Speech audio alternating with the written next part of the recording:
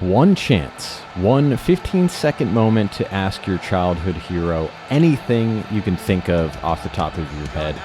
Would you be ready? When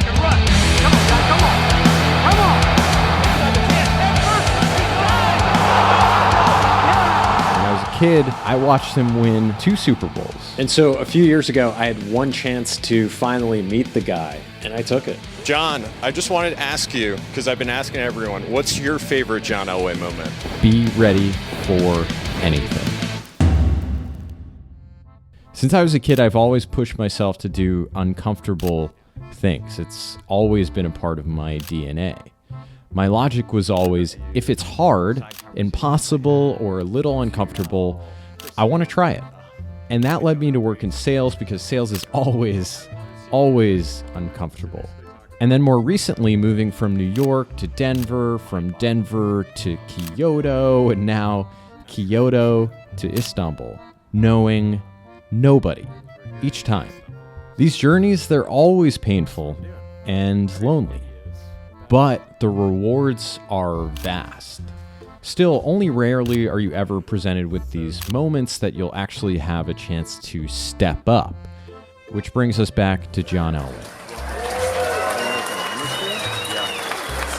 It was the week of Denver Startup Week in 2019, and my friend Chris and I, well, let's just say we were a bit of an adventurous bunch, and we noticed there was this huge line outside of a tent, and we asked people what it was for, and Chris whispered to me, they're waiting for John Elway.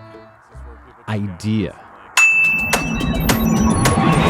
Chris mentioned that he'd probably be entering through the back and that we might be able to sneak by. And so I thought to myself, why the hell not? And the entire time I'm sweating bullets. I'm like, this feels weird. What if they catch us? But Chris, on the other hand, he is so stoked. So I'm just absorbing his energy. Like, Chris is basically leading the charge here, and I'm like, okay, well, if we get caught, like, it's definitely Chris's fault. But I mean, I'm not saying that out loud. I didn't say that out loud, but like, it's a thing that I'm thinking.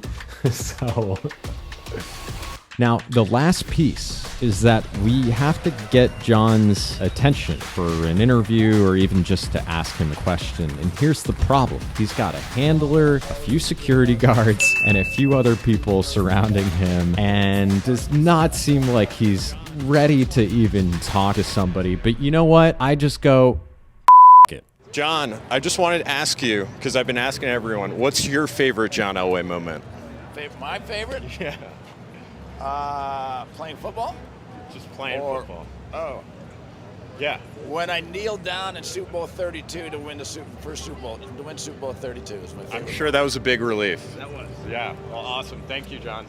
Thanks so much. See you guys. All right. We asked him what his favorite John Elway moment was, and we got it. Well, here's the spiel. A lot of us don't think we have what it takes to lean into courage and often shy away from those big opportunities. At the beginning of 2020, I was in the same boat. I'd never lived abroad, and I was utterly terrified. And I thought that just my life would spin into like chaos and uncertainty, and that it would just blow up.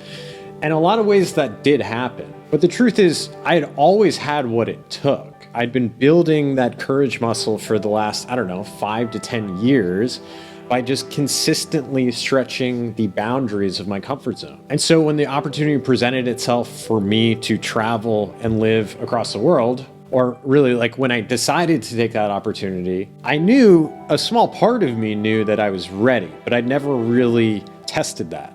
The reality is we don't ever know how we'll respond to something until we take that opportunity in that moment to do it. And in most instances, we'll be pleasantly surprised by the result. Most things will not turn out as poorly as we think they will. Most instances will turn out actually better than we hope. So a year ago to this day, I tested it out and it worked out okay. And I hope you'll do the same. I'll see you in the next video. Peace.